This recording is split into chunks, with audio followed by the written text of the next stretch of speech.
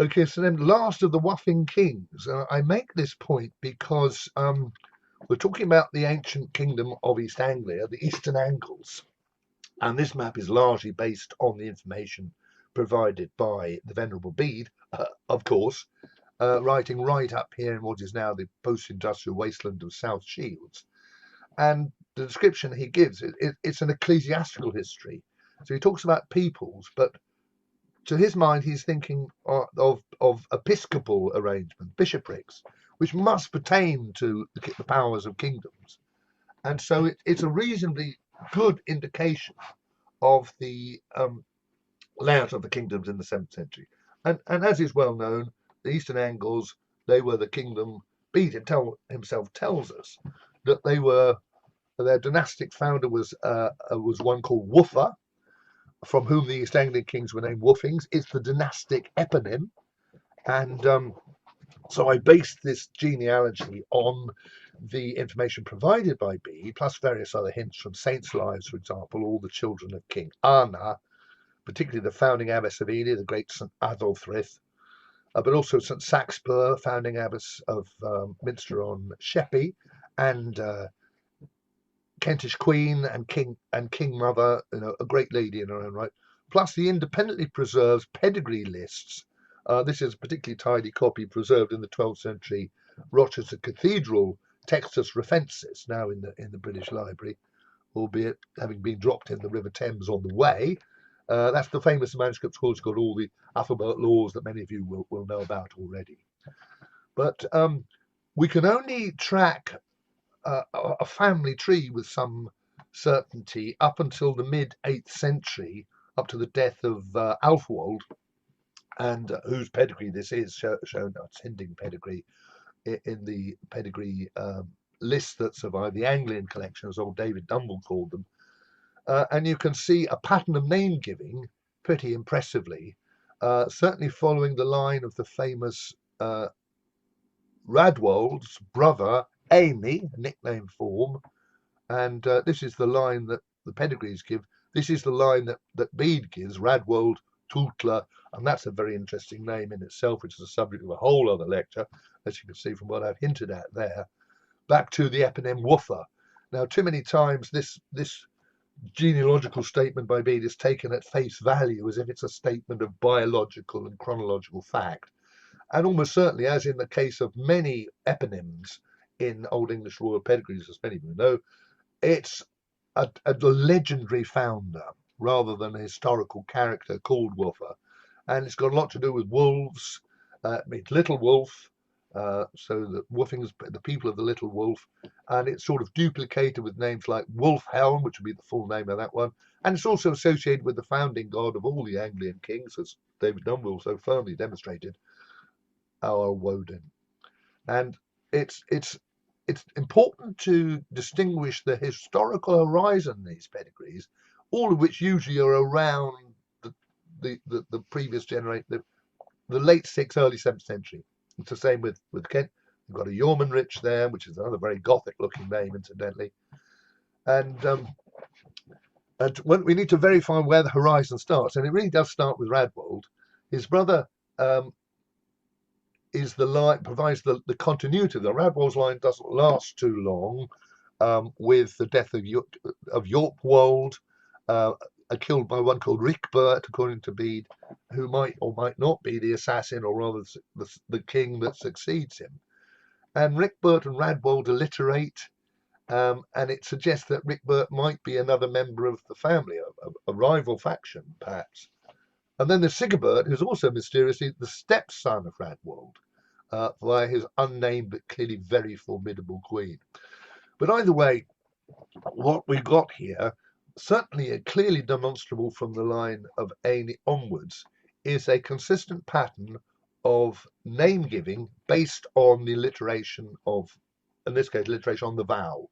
And again, many of you will come across this very impressive system. These Saxons do it best of all. Almost every West Saxon lord from the late 6th century onwards has a name alliterating on S, right down to the last of them, deposed by Egbert in 825.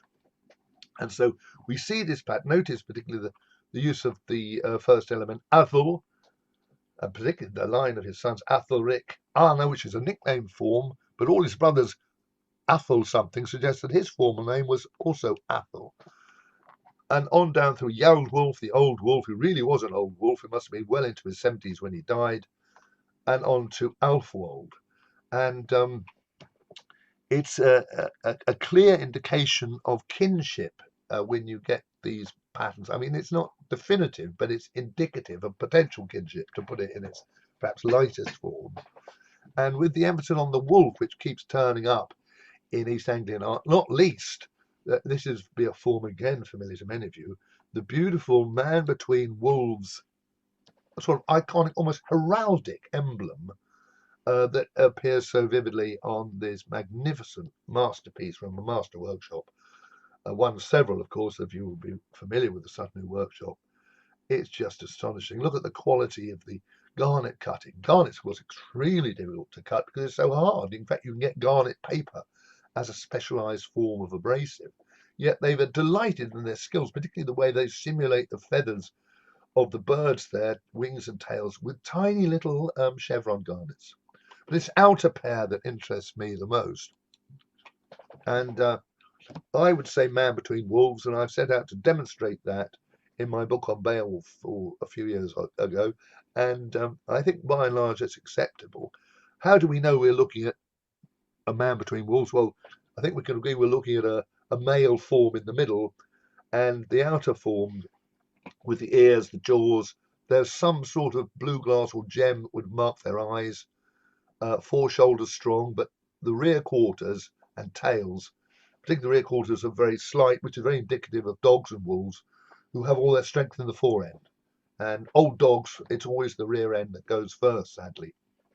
And it looks to me, therefore, and the technology and the design and the skill that went into making this, we still don't know how to cut the gunnets with such precision at so small a scale. Is indicative that this is big medicine. It means a lot to them that they go to this trouble to produce these forms. And so I'm looking at what I would say would be ultimately, as encoded in the name itself, Wuffings, Wolfings, ultimately denote a totemic affinity with the wolf. And this must go back to some of the earliest phases of social evolution. What we're looking at here, perhaps, is the continuity of that, but the beginnings of it being expressed in what looks like a kind of proto-heraldic form. And so Wolfings and Wuffings, very important. And so I say we can take the line up to the middle of the 8th century. Beyond that, we cannot produce a family tree, but we can produce a regnal list based on the coinage, which becomes an increasingly very interesting and abundant at times source of the knowledge of kings and where they come, when and where they ruled, and so on. And so we can see that after Alfwold's time, there's a break in the line. We've got a king called Biona, who may or may not correspond to developments in Mercia at the time, and he's succeeded by a king called Athelbert. And there you see we're back onto the pattern of name giving that's been established since the early 7th century under Badwell's brother. Alliteration on a vowel consistently, particularly the use of the first element of Athel. And this is St Athelbert, who was martyred in Hereford, 20th of May 794, almost certainly in the context of expanding Mercian power under Offa and his formidable wife. And some of the saints' lives blame the wife, one of the original wicked would-be stepmothers, it would appear. And it was all intended, it's all rather tragic. He's killed while his reason for going to Hereford to meet, almost certainly near a hall near Sutton Walls, a great hill fort just outside Hereford itself, to ask for the hand in marriage of Offa's daughter. You'd think surely a marriage alliance would be a good way of cementing the relationship of the Mercians and the Eastern Angles, with the old man as the father-in-law of the senior party. I mean, it was standard diplomatic political practice. But something goes horribly wrong, and he ends up being beheaded, and he becomes a very famous martyr king. and still remembered in Hereford Cathedral. Hereford actually is the only, as you will know probably, English cathedral dedicated to an English martyr. But later on, it becomes eclipsed by the growth and power of the great cult of St Edmund. That's still there if you look carefully. And then some kings we know about him. His death is mentioned in the Anglo-Saxon Chronicle, and we have a Saint's Life, albeit 12th century version, but it appears on earlier ones. Actually, that's edited by the great M.R. James. Other kings of which we only know by their coins. But look at the forms of them, and thus we come to Edmund, and it's a very neat and coherent series of coinage examples that lead us directly to Edmund. And so on the basis of that and the name-giving pattern, which is very significant, that alone indicates that Edmund was a Wuffing king. We can't see the exact descent, as I say, but we can see the sequence of kings and their names, and that becomes very important. And it's also an interesting factor, perhaps to do with the politics of the early 9th century. Around this time, early 820s, 825, of course, is the great, we know again from the Chronicle that we have an alliance between East Anglia and Wessex to throw off the Mercian yoke. A series of battles. Ellendon is the most famous of 825, but there are two other battles, they're not named, but the Chronicle mentions them, in which the East Angles defeat and kill at least one, I think actually two Mercian kings. And all of which politically, a military alliance implies the possibility of a kindred alliance, a wedding, a marriage. And this in turn may explain why this pattern of naming, this particular pattern, especially with emphasis on the Athol names, becomes the dominant one in amongst what I call the lords and ladies of Greater Wessex. Sorry, there's like Ethelred's fallen out, nudged out of line a bit there, but you get the pattern. There's Alfred, father is Athelwulf. There's Egbert. Egbert may well have been directly involved with the East Anglian kings. That the contemporary East Anglian king called Athelstan, one of many Athelstans, and you can see very impressive, particularly the use of the Athol name. So that pattern alone, again, suggests a significant connection between these dynasties. And above all, we've got, where's he gone? Athelred Unrad, Athelred's famous charter for the 1800s of West Suffolk, which is what becomes the great Vatican-like territory, eventually administratively turned into West Suffolk Council, but going right back to Edward the Confessor's time, and some would argue Canute as well, although the charter itself is a bit suspect in places. Athelred refers to himself issuing the charter to St Edmund's, Bury St Edmund's, the Abbey of St Edmund's, where the saint lies, and he refers to Edmund directly as his kinsman. And I'll show you the wording of that later when we get there. So this is an important connection that you can see that the West Saxons have more than just a kind of distant relationship with the Eastern Angles. They had a clear military alliance back in the 820s. They have quite likely kinship, some sort of marriage, and that in turn gives authority to what our primary historical document from the period, the Anglo-Saxon Chronicle, says. When I say Anglo-Saxon Chronicle, it's really, at least in its early stages, a West Saxon Chronicle. It's giving us a narrative of history from a West Saxon point of view. So all power to good old Alfred.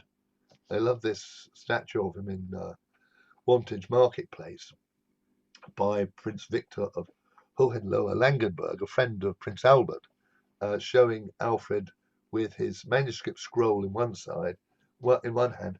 It would almost certainly be a book rather than a roll at the time, and his what looks like a tree felling axe rather than a battle axe, but you get the point. It's artistic license. Warrior leader, but also scholar and poet, of course. And his great achievement amongst not just the translation of so many works of wisdom into English so that more people can read and benefit from them, but his great original composition English prose that we get in the Anglo-Saxon Chronicle.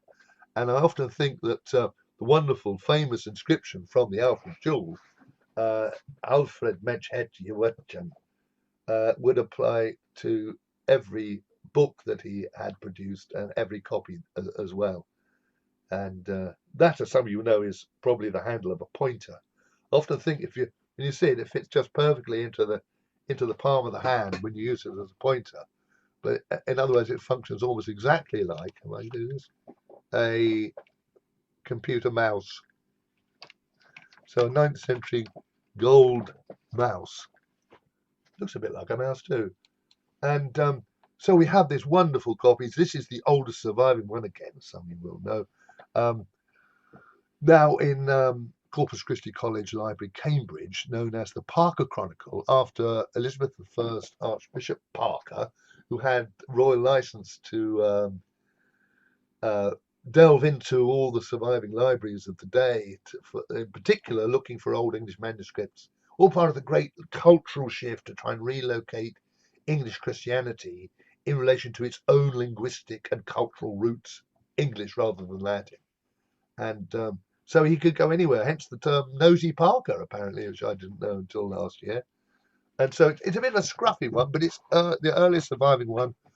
You're looking at handwriting from Winchester in 880, which has been compiled in the course of the 880s. He couldn't have had much time to preside over the Anglo-Saxon Chronicle Committee, so to speak, before his great triumph after the Battle of Ethandune in 878. So we're looking at 880s, perhaps 890s. So very close chronologically to the death of Edmund. And of course, we get not just the one copy from Winchester. Again, part of the program is to make backup copies and send them out to ministers across Greater Wessex and into Mercia and eventually beyond. And so you've got a whole series of chronicles which start off from the same West Saxon core, but which are being updated as the centuries roll on in different parts of Greater Wessex and England throughout the centuries. I mean, some of you will know the one that ends up in Peterborough is still being updated in 1153, nearly a century after the coming of the Normans and the change of the language. And of particular interest to Edmund studies is that we have a version which should be referred to by its proper name, which is the East Anglian Chronicle, and that was maintained in Latin, probably at Bury, at least for up into the early 11th century, I think. But it's usually misnamed the Annals of St Neots. But as the great old charter scholar Roy Hart pointed out years ago, they're not annals, they're chronicle entries, and it's got not much to do with St Neot, bar the fact that there was a manuscript at St Neot's Abbey where it was found. So East Anglian Chronicle, and I say it's important because, as you would expect, as the chronicle is updated in different parts of the land, they are updating their view of events relative to where they are. So you'll get details in the Worcester manuscript, for example, pertaining to the Mercia in the north that you don't get in the other ones.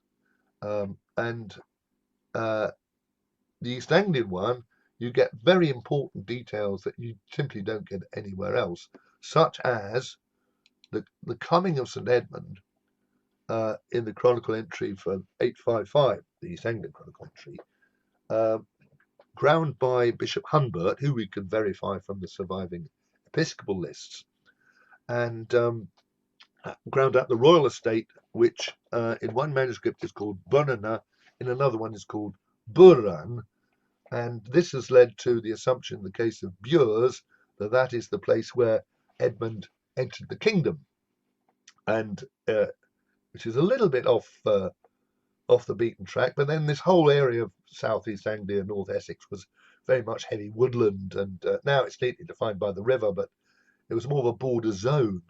But it's a bit unusual, and we have, if you go with the Burn manuscript form, there's Bourne near Ipswich, there's Broome, the crossing point on the Roman road of the River Waveney, and there's Burnham in the north.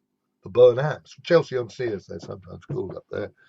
And that might relate to the odd little legend of how Edmund came ashore at Hunston, or Hunstanton as it looks to be spelled on the map, where he touched the ground and miracles sprang up in the form of the springs, miraculous springs, which is, again, the legendary stuff is so rich and so well illustrated, it's really distorted the historical background.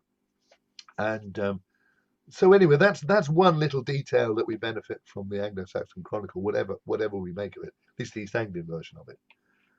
But the big event of Edmund's day is, of course, the coming of the Danes in particular. And this is a very useful German map showing that expanding all over the place. And the attack on England, or the English kingdoms, was just one of a much wider program going on. No one's ever really explained why all of a sudden Scandinavian peoples emigrate in great numbers with beautiful ships and great fighting skills. And again, a lot of it is lost, or rather turned into legend, not least the background to the particular band of Danes, 866, 870, I think we've got there. Mid-9th century, the time of Edmund, we know he's ruling there because we've got the coins, led by the semi-legendary sons of Ragnar Lothbrok. And it's always difficult to draw up with confidence a family tree. A bit same problem with the old English royal family, although sometimes we can verify them better because we've got so much of this stuff derives from later, mostly Icelandic saga material. But occasionally these figures are mentioned in the Anglo-Saxon Chronicle, which would be near contemporary verification for their presence. So Ragnar Lothbrok may well have been a historical figure, but his name has gone so much into legend, and the legends continue to be told and retold, not least by the recent Amazon series. Well, not that recent. But his sons, particularly Halfdan, Ubba, and Ivar, the boneless, are mentioned in the Chronicle, and it's Ivar the boneless that's particularly the one that gets blamed for responsibility for the death of Edmund, which is in it's on the Canterbury version of the Anglo-Saxon Chronicle. And beyond him, you can verify these figures again from the Chronicle and from Irish sources. So historical horizon really is sort of these first three and beyond, and some of you will be familiar with some of them. And I must just point out the famous story, which only comes through from later Norse material, almost certainly origin legends deriving from the Danish settlers and creators of Yorkshire, to turn the southern part of Ilking and Northumbria into the Shire of Jorvik, is very much a Danish invention, and part of the Yorkshire character. One could argue, with great respect, of course. But the idea that he was killed by being thrown into a snake pit is drawn from much earlier Norse legend, not least Gunnar in Volsunga saga, thrown into the snake pit. He's a beautiful harpist, so he plays his harp and charms the snakes so they won't bite him. And then he's at the mercy of Attila the Hun, who then has his hands bound behind his back. But he carries on playing his harp with his toes. It's an amazing story. And so this is very much a retelling of that.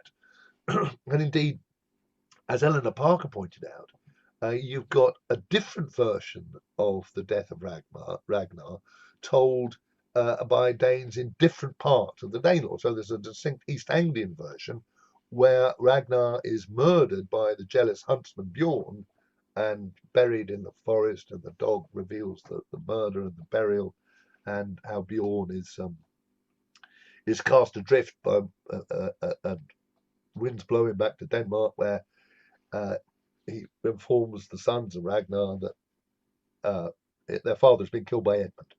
And so it's just a variation on the vengeance origin legend, depending on which part of the Danelaw you're telling the story. But anyway, that's another whole lecture. Origin legends, very interesting. They might be legends, but they have real historical consequences. And to come back to the East Anglian version of the Chronicle, we're told that the three daughters of Ragnar Lothbrok wove a magic banner in the whole of one noontide. People say that in every battle in which this banner proceeds, if victory is to be theirs, then there appears in the middle of the banner what seems to be a living raven flying. But if they are defeated, then it hangs down quite lifeless. And our chronicler concludes, this fact has often been proved. I wonder what he's thinking about with that statement.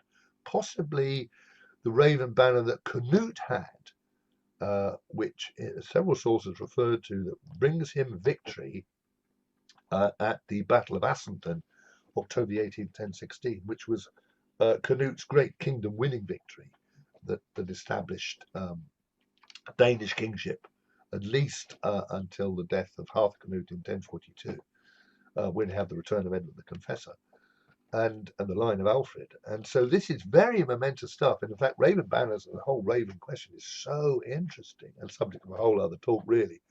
But just at this stage, I must point out its importance in Old English poetry and indeed Old Norse poetry. Always is an indicator of battle.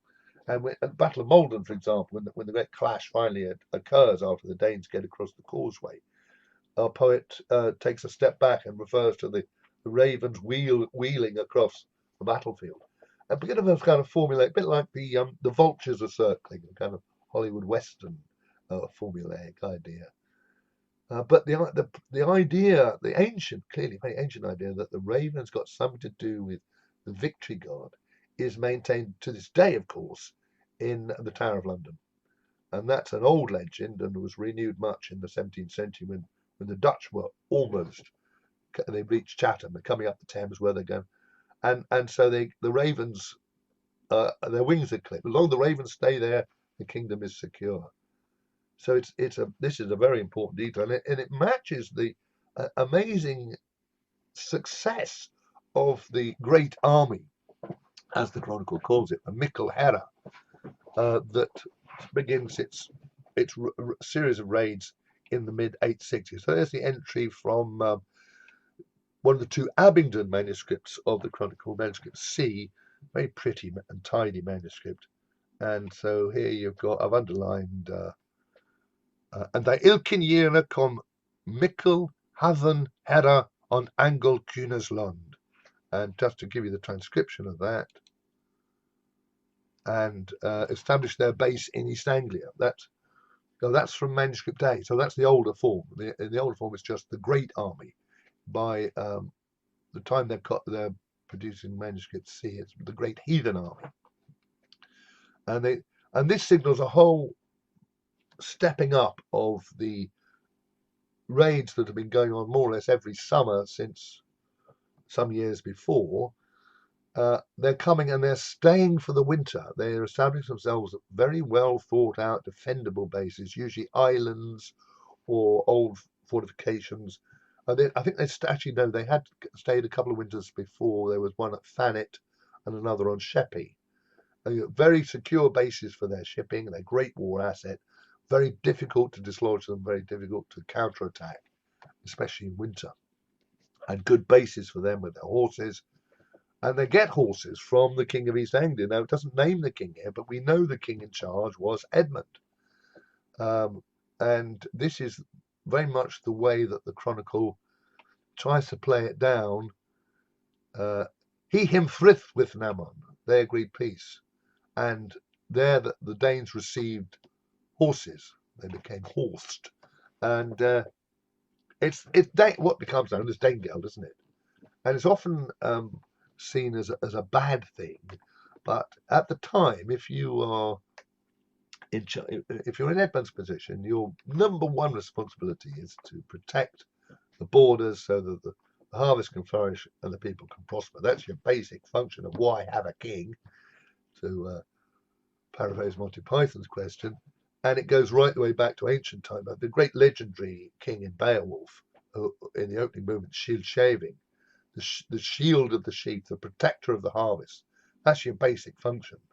And you could argue that's still the basic function now.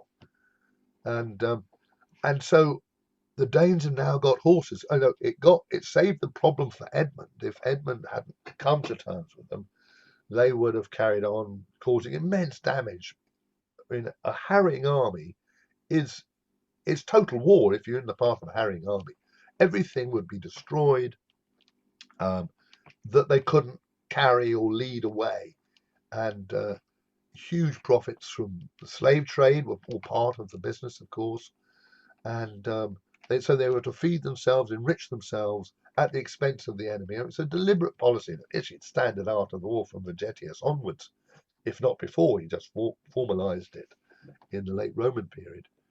And harrying, destroying, the use of fire, the same throughout medieval England and beyond, actually. Henry V, rather cynical observation, how war without fire is like sausage without mustard, allegedly. And so they got the horses, and where were they that first winter? Well, the Chronicle doesn't tell us, but it must have authority, as I've said before.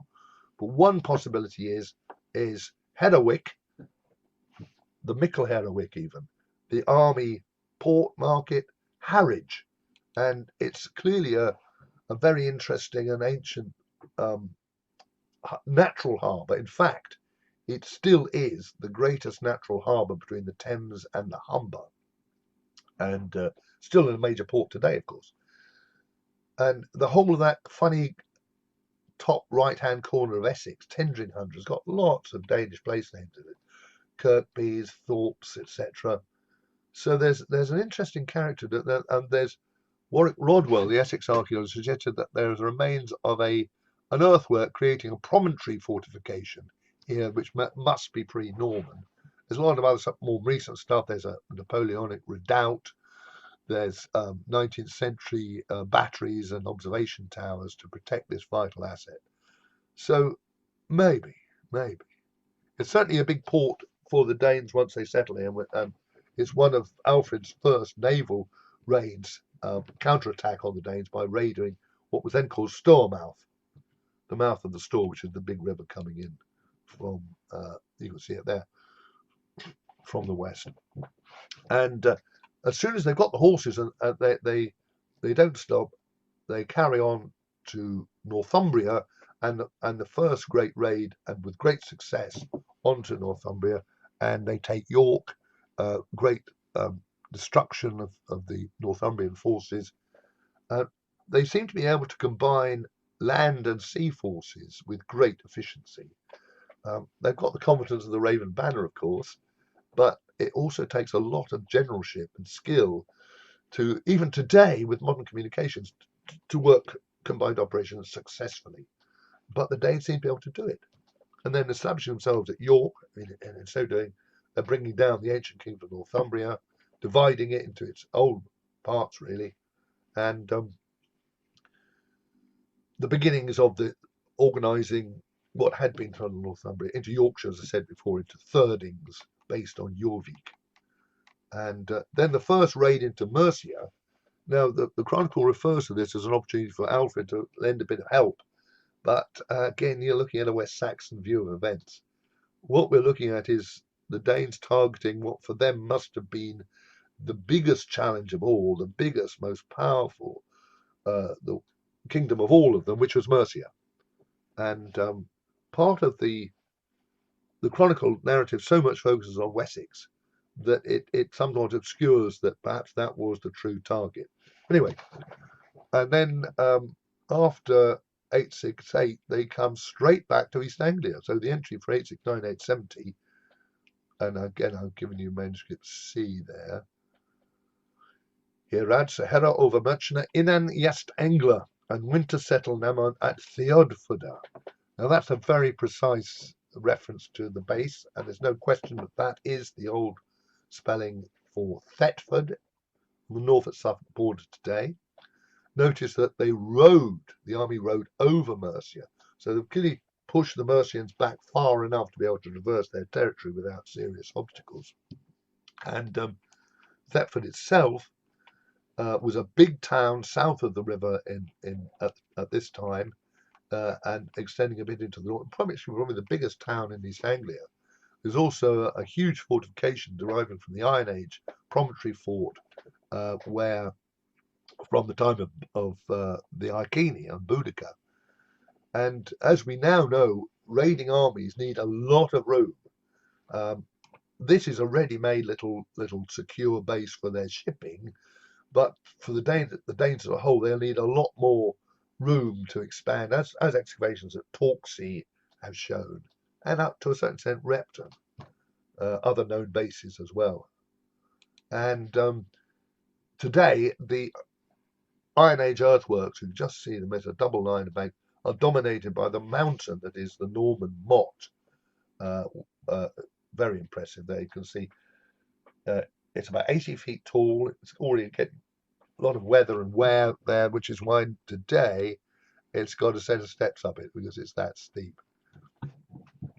However, I digress. But that's one possibility. And the chronicle continues. So the winter base at Thetford, thy winter Jadmund kuning him with Feocht, and the Danish can see Namon, and on kuning of Slogan, and that land all al Eode. And so that winter the king fought with them. Did he attack them in their base? Did he try to run them down as they were expanding out to harry? An army has its strength in its concentration, but armies that harry have to spread out a bit to get the best out of the harrying, plundering, and all the rest.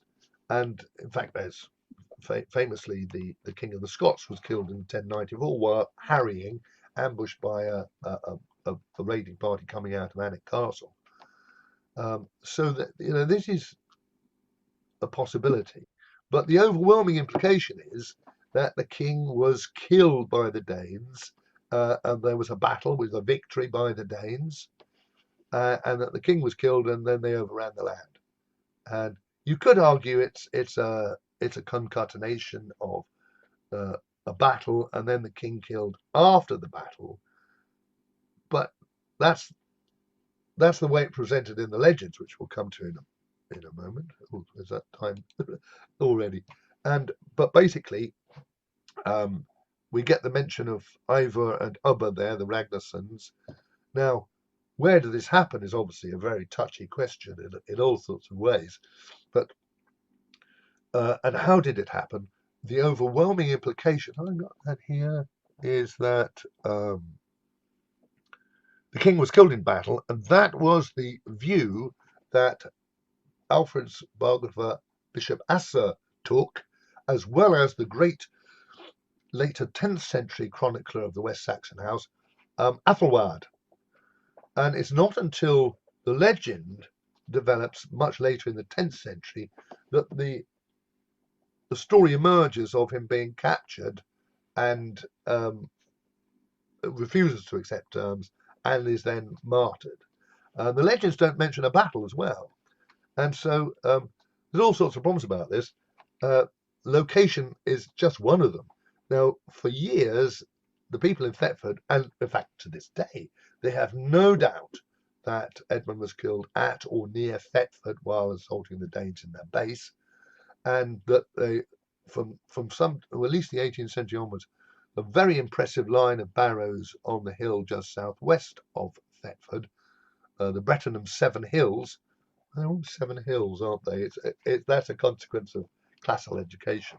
And I think the idea of barrows marking the burials of the dead in battles is also antiquarian speculation, deriving from classical studies. I think I'm right in saying that they almost certainly are influenced by Homer's reference to heroes like Achilles, friend, Patroclus, if I pronounce him right, buried in a barrow where he died. And it's all years of antiquarian speculation. They're lovely barrows, though. And that they will also point to a Barnum Cross Common just south of Thetford, the Barnum Cross, also said to mark the death of the saint. It's all local patriotism, but the Chronicle suggests that they might have a point. If I say, and the other West Saxon chroniclers, Asser and Athelward, And the chronicle then moves on with the first raid onto Wessex with the same army, straight down the Icknield Way with the horses and up the Thames with the fleet to their next base at Reading. And then, where were we? We have an extraordinary series of events of the Great Army of the Wicken map, and they're reinforcing armies. And it's very useful following Alfred Smith's work on this, the basis of the winter armies from the Chronicle, and occasionally archaeologists catching up with that, once the Danes have harried an area, they don't come back, or rarely, because they've already stripped the area of any assets. So we can explore it from the Chronicle, these extraordinary movements and the bases, and culminating in the great raid of 878, and the capture by the West Saxons, the Devonshire division in particular, of this Raven Banner.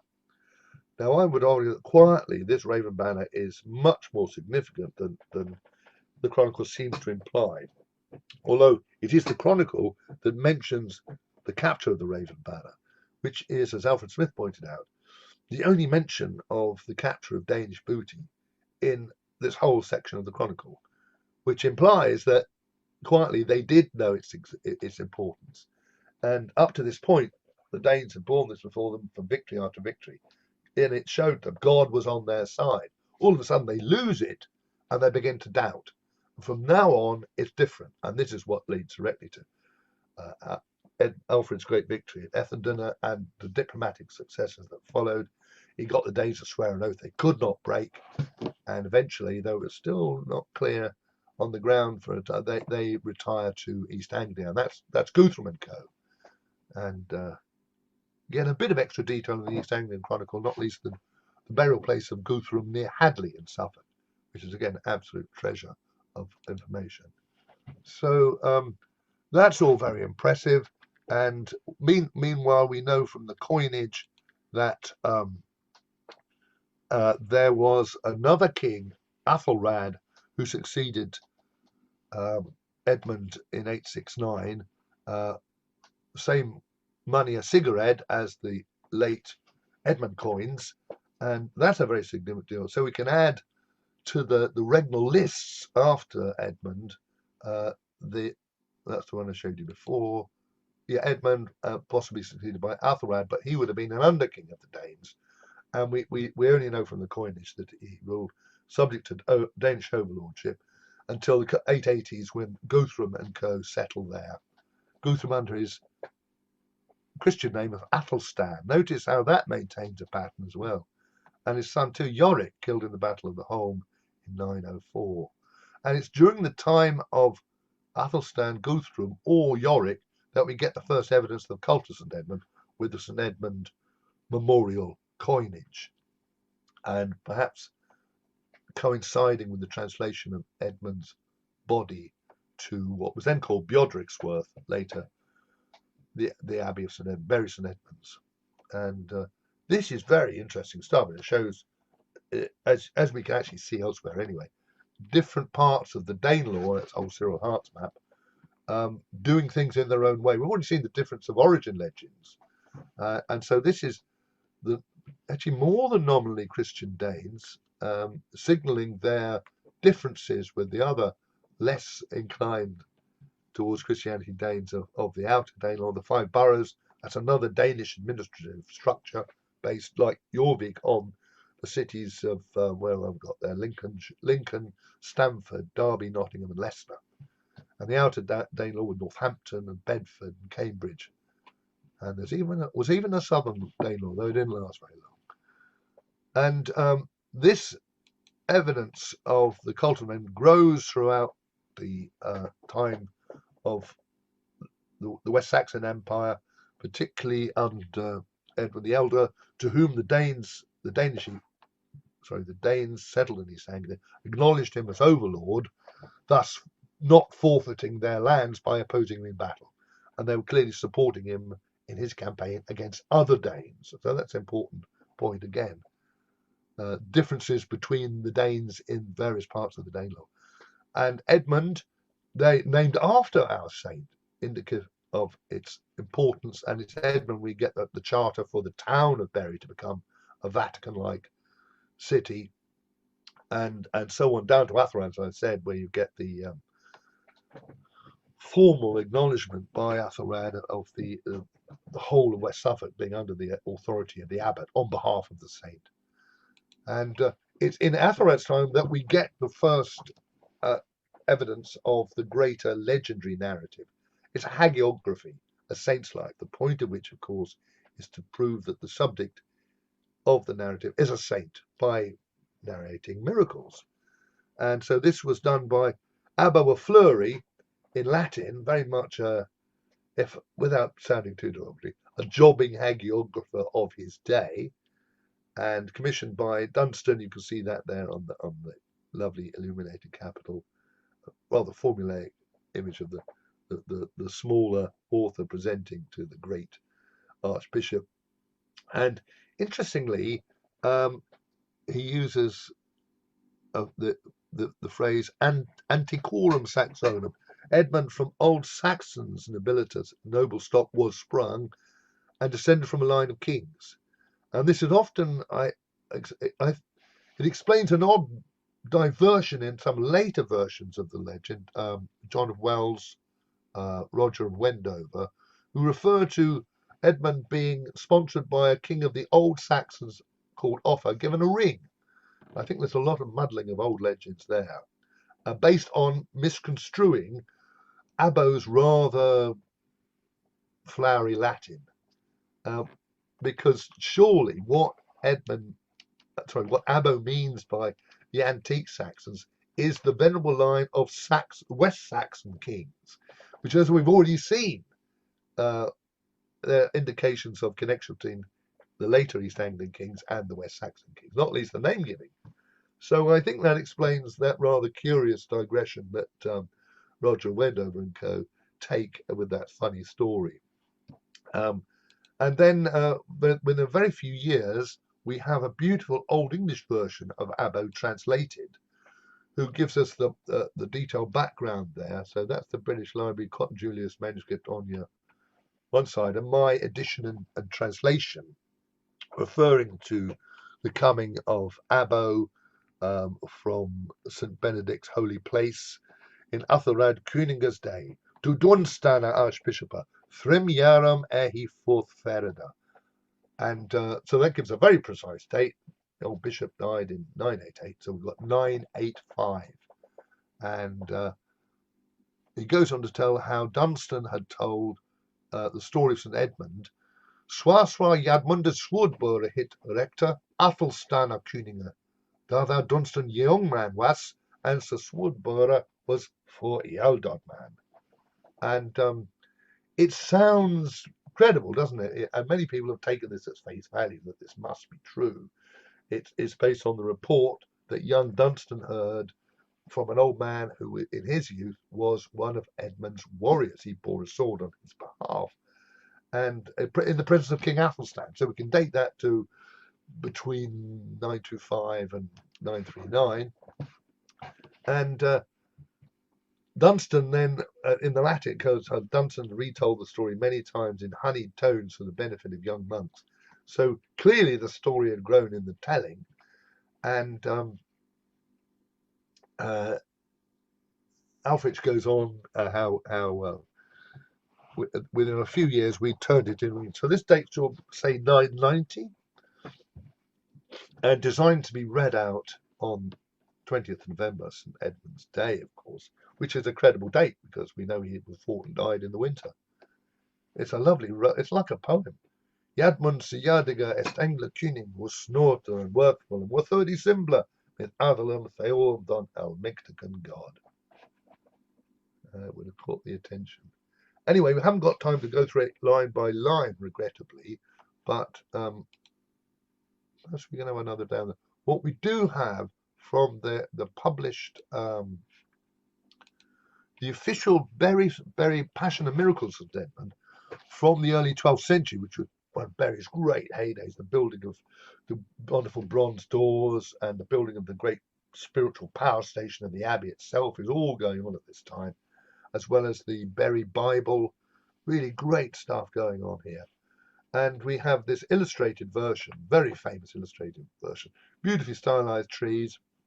And this is the most famous image of all of his death by having, as I mentioned before, just been captured, not any reference to a battle, doing what a king should do. And one of the giveaways in Abbo's account is that he was tied to a tree, shot full of arrows, just as St Sebastian was. And we know St Sebastian was a popular hagiography at the time, and it's very difficult to deny that Abbo's reading of the life of St Sebastian had not influenced his telling of the story of Edmund.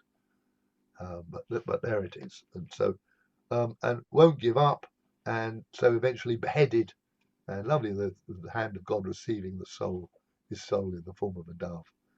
And what happened to the eyewitness all this time? The artist remembers him, though he doesn't appear much in the narrative itself. He's hiding in a tree, witnessing all this stuff. And they throw the head into the brambles or place him in the brambles. And then the survivors, after the Danes have gone, come looking for him and can't find him, of course. So where's the eyewitness all this time? But they don't need the eyewitness because a miracle happens that they find the body and then they look for the head. They go through the woods, calling out as was wont of travellers to do. You had to announce your presence, otherwise you could be deemed to be loitering with intent. And this guy here, he hears the head calling. And that's the miracle, the head calling down, I'm over here. And then they find miracle number 2, which is the wild wolf of the wood protecting and licking the head between its paws. Very moving, very impressive.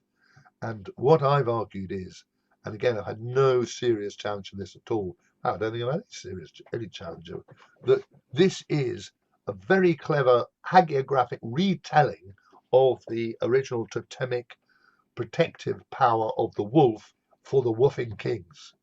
And there's no other saint's life that does this. There's St Francis who has a dialogue with a big wolf. It's not quite the same thing. And there's St Mary of Egypt whose head is protected by a lion.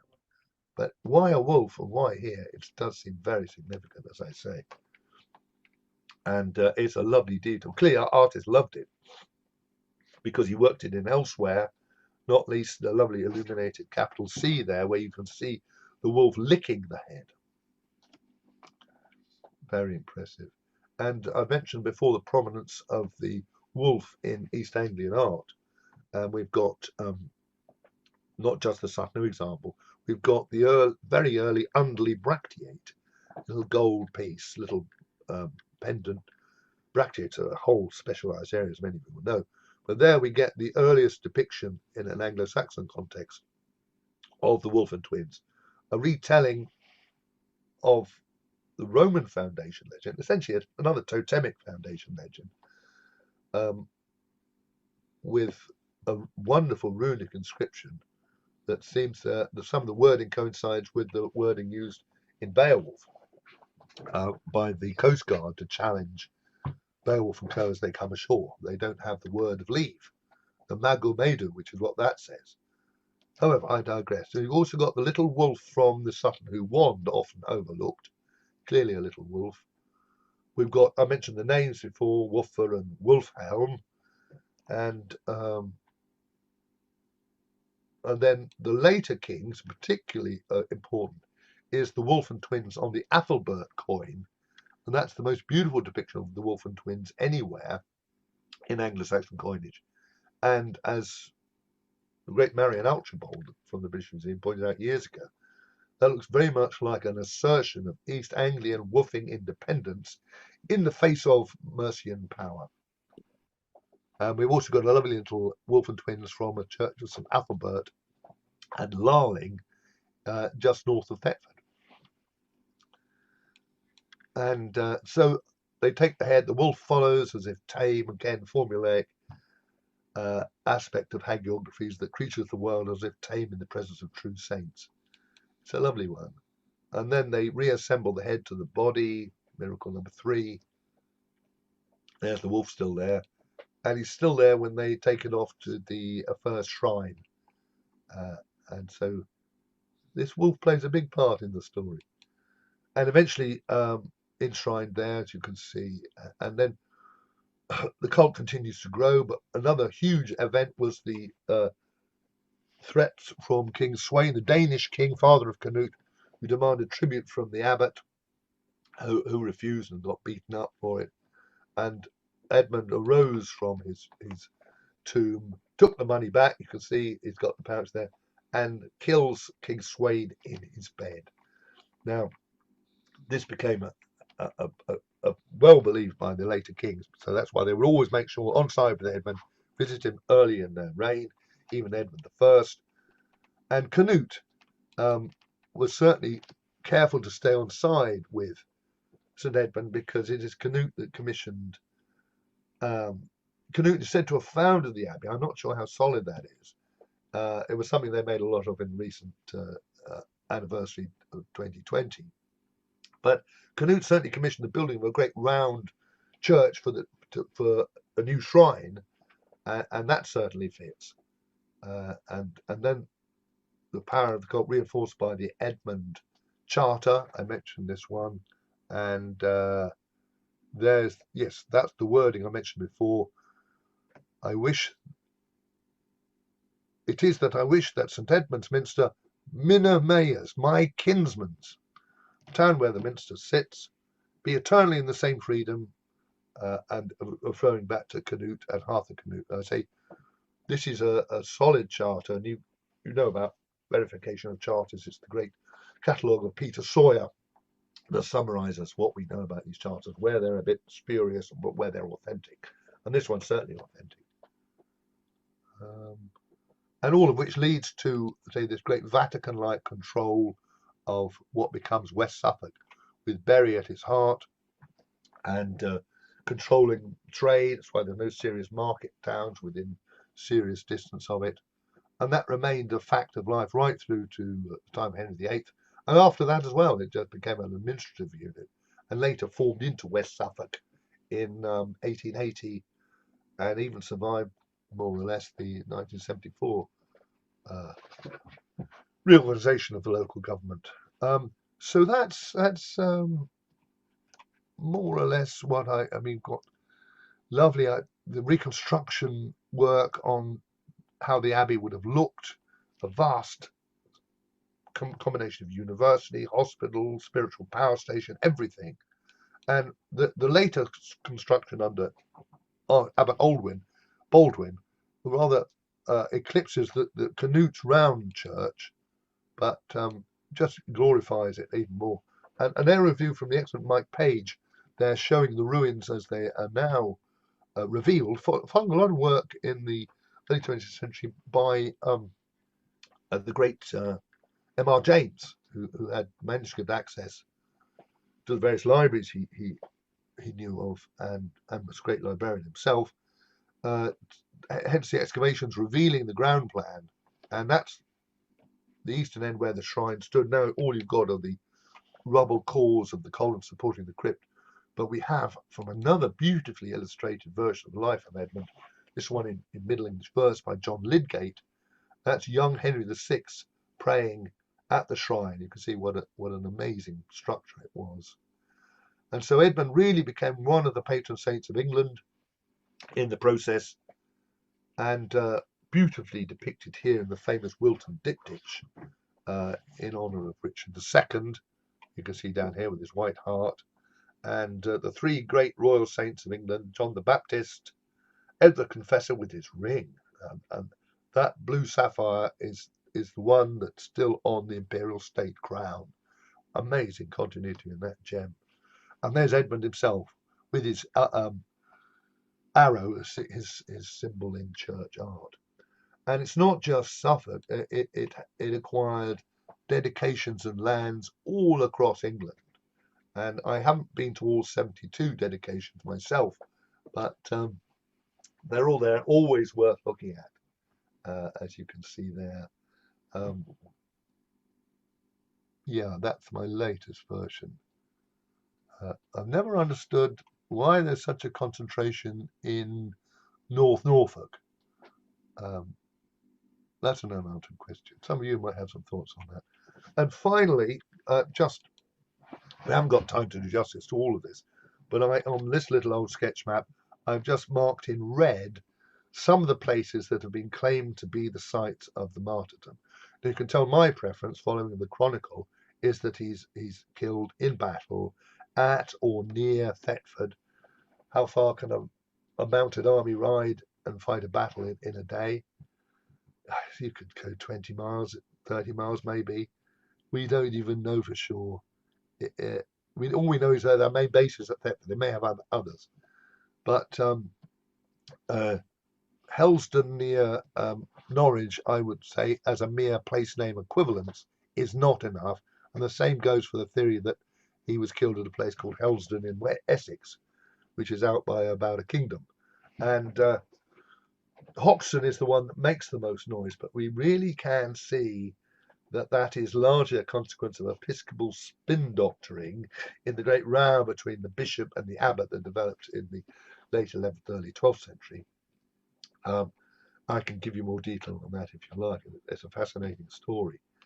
Hoxton is certainly a very ancient and important place, but its earlier cult significance seemed to connect to St Ethelbert, the king martyred on his way to what he hopes is going to be his wedding, than to Edmund, even though there's a very powerful legend still held to this day in Hoxton about the King Edmund being captured under a bridge while a wedding is going on, and how he cursed the bridge. And so to this day, people in Hoxton, there's a wedding on, the wedding party will not cross that bridge.